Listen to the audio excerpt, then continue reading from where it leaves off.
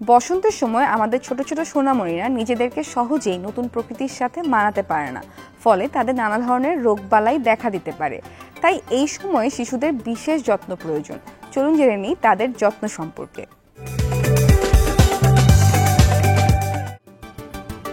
শিশুদের ঢিলেঢালা সুতির কাপড় পরতে দিন।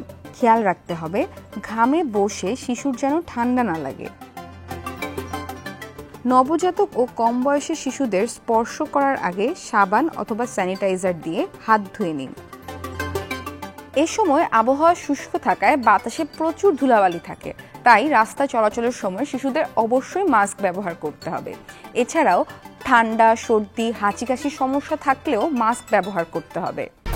1, 2, 3 ঢাকায় জমি জিতে নিন 100% ক্যাশব্যাক সহ 20 কোটি টাকার পুরস্কার।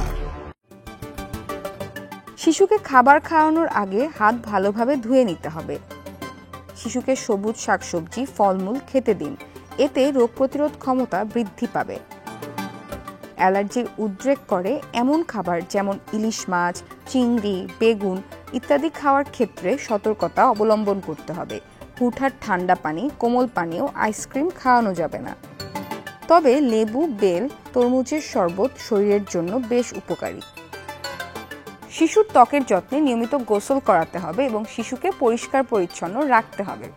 এই সময় শিশুদের সাধারণত ঠান্ডাজনিত সমস্যা বেশি দেখা দেয়, তাই ঠান্ডাজনিত সমস্যা বা কাশি কমাতে শিশুকে তুলসী পাতার রস, মধু ও কুসুম গরম পানি দিয়ে গড়গড়া করানো যেতে পারে।